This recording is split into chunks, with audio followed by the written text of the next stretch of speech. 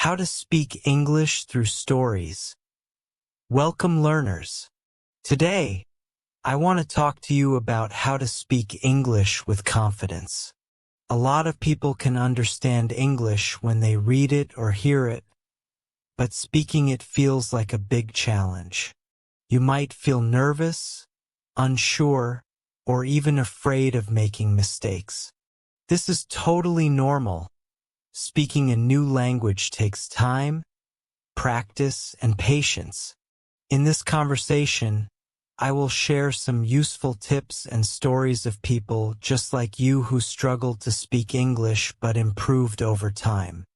By the end of this discussion, I hope you will feel more motivated to start practicing and speaking English confidently. Have you ever felt like your English skills were holding you back from achieving your dreams? That's exactly how Mike felt when he landed his dream job in Singapore's bustling tech industry.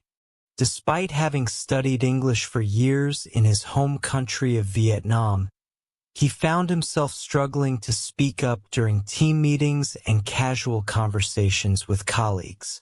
Mike's story isn't just about learning English. It's about discovering inner strength and overcoming fears that many of us face when learning a new language. The silent observer. During his first month at work, Mike became known as the silent genius. His colleagues appreciated his brilliant coding skills, but in meetings, he would only nod and smile. Inside his head, he had countless ideas to share, but the words seemed to freeze before reaching his lips. I remember sitting in my first team meeting, Mike recalls, watching everyone discuss project ideas while I sat there, my hands sweating, knowing I had solutions but feeling paralyzed to speak up. The turning point. Everything changed when Mike missed an important opportunity to lead a project because he couldn't effectively communicate his ideas during the pitch meeting. That night, he made a decision that would transform his life. He would overcome his fear of speaking English, no matter what it took. The creative approach. Instead of traditional language classes, Mike created his own unique learning method. He transformed his tiny apartment into what he called his English zone. Every morning, he would pretend to host a tech podcast, explaining coding concepts to imaginary listeners. He stuck post-it notes everywhere, on his mirror, refrigerator, and computer screen with common phrases he wanted to master. But Mike's most innovative idea was starting a code and coffee meetup. I realized that when I'm passionate about something like coding, the fear of speaking English becomes secondary. He explains, every Saturday morning, he would meet with other tech enthusiasts in local cafes. While the main topic was programming, it created natural opportunities for English conversation. Breaking through. The real breakthrough came 3 months later. During a crucial project meeting, a junior developer was struggling to explain a complex bug. Mike suddenly realized he understood both the technical problem and how to explain it. Without thinking twice, he spoke up. I still remember the moment clearly, Mike says with a smile.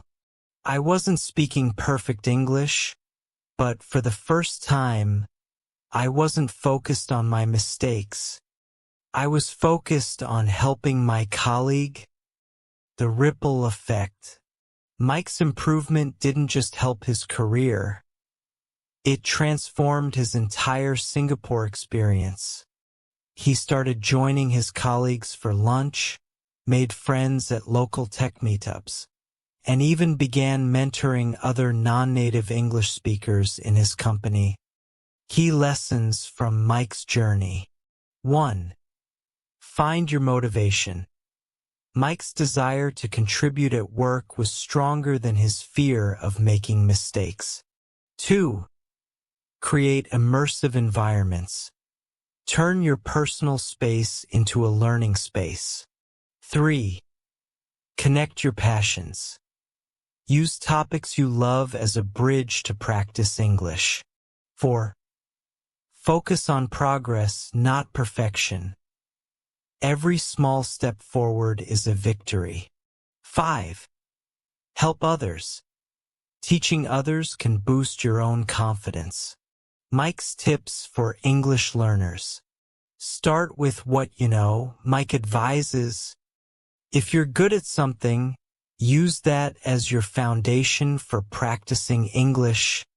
The confidence you have in your skills will help you overcome the fear of speaking. Today, Mike leads a team of developers, regularly presents at tech conferences, and even started a YouTube channel where he teaches coding in English. Sometimes I still make mistakes when I speak, he admits, but now I just laugh and keep going. That's the secret. Keep moving forward. One word at a time. Remember, your journey to English fluency is unique. Like Mike, you might find your own creative ways to practice and improve. The key is to start today, stay consistent, and never let fear hold you back from sharing your voice with the world. Now we come to our second story, Linda's journey at the coffee shop. Meet Linda, a friendly coffee shop worker from Thailand. She moved to Australia to work at a small coffee shop in Sydney. Linda knew how to make great coffee, but speaking English to customers made her very nervous. The first days. On my first day, I was so scared, Linda says with a smile. When customers ordered coffee, I couldn't understand them well. Sometimes they spoke too fast. Sometimes they used words I didn't know. Linda could only say simple things like 1. Hello. 2. Thank you. 3. Have a nice day. When customers asked questions, she would often just smile and nod. This made her feel sad because she wanted to talk with them. Small steps. Linda didn't give up.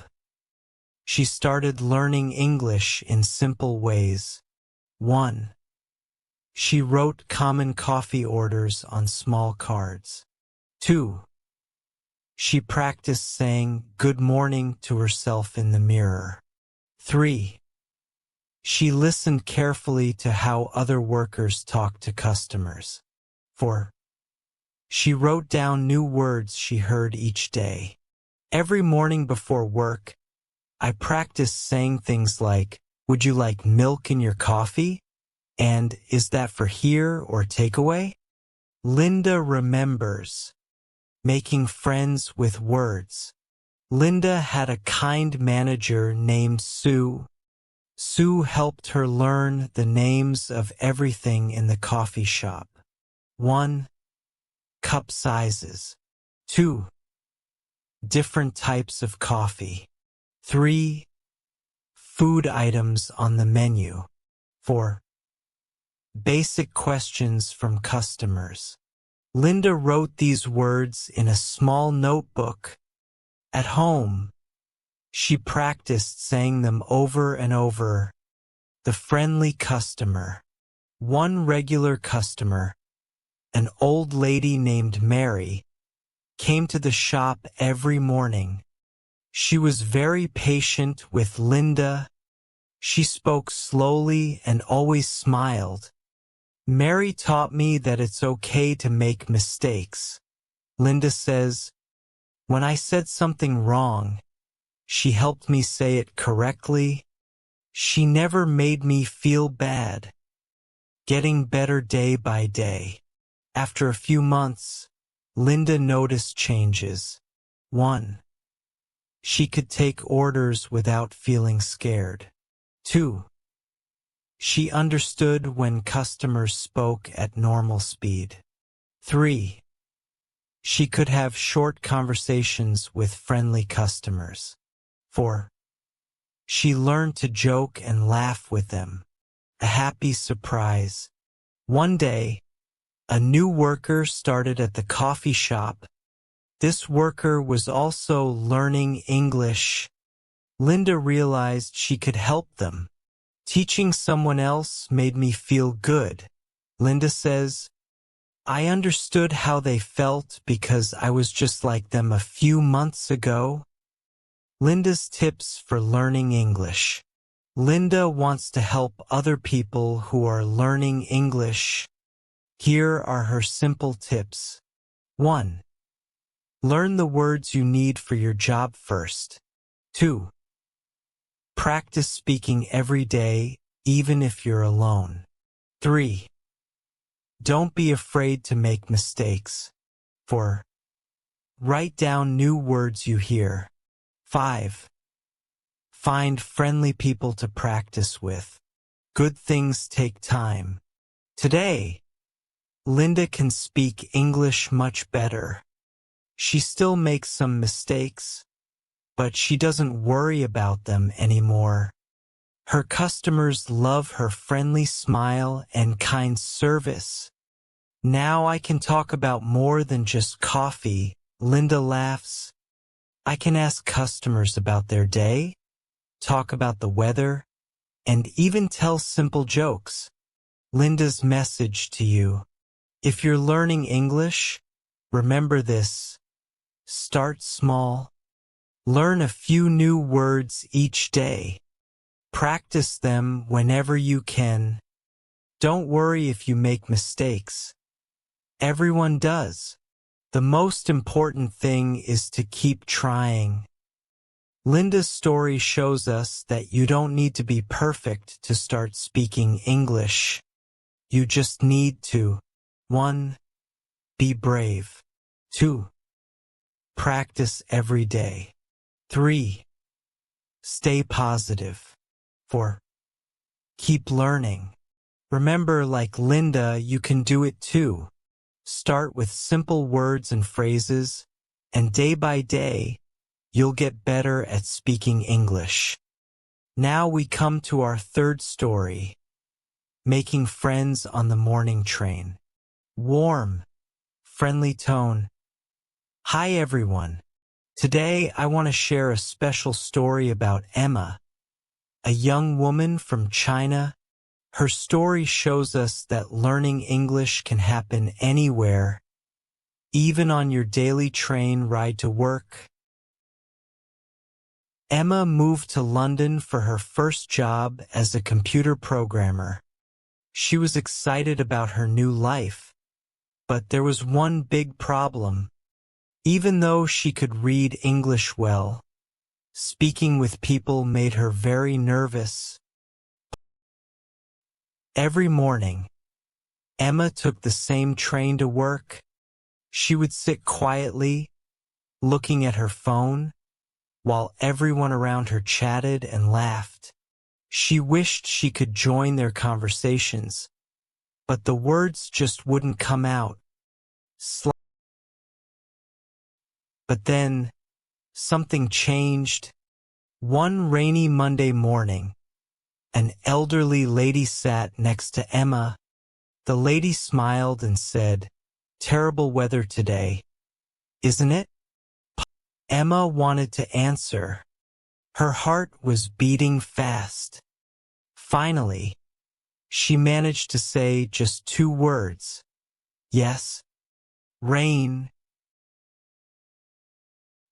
The elderly lady's name was Rose.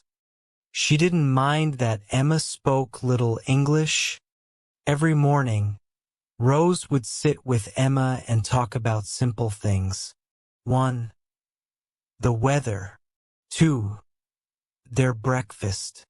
3. Their favorite colors. 4. The flowers in Rose's garden. Rose spoke slowly and clearly. When Emma didn't understand something, Rose would explain it with hand gestures or simple words. Little by little, Emma started feeling more confident. She learned new words each day. Soon, she could say short sentences like, "The weather is nice today. I had toast for breakfast. I like your blue scarf." Other regular passengers noticed Emma's progress. A young student named Jack started joining their morning conversations. Then Sarah, a nurse, joined too. The quiet corner of the train became their little English practice group. After 3 months, something amazing happened. When a tourist asked Emma for directions at the train station, she didn't freeze or panic. Instead, she smiled and explained the way to the ticket office. Her directions weren't perfect, but the tourist understood her. That evening, Emma wrote in her diary, "Today I helped someone in English. Rose was right. We learn best when we stop being afraid and just try." 6 months later, Emma's English had improved so much that her colleagues at work noticed. But more importantly, she had made 3 good friends on her morning train: Rose, Jack, and Sarah. Now, Emma has a message for all of you learning English. Don't hide from chances to speak English.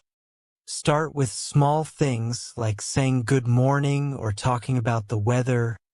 Find kind people who will help you learn. Remember, every small conversation helps you improve. Today, Emma still takes the same train, but now, she's the one who welcomes new passengers with a friendly good morning. She even helps other shy passengers practice their English. Remember, everyone, you don't need a classroom to learn English. Sometimes all you need is 1. A friendly smile. 2. The courage to say hello. 3. And the willingness to try.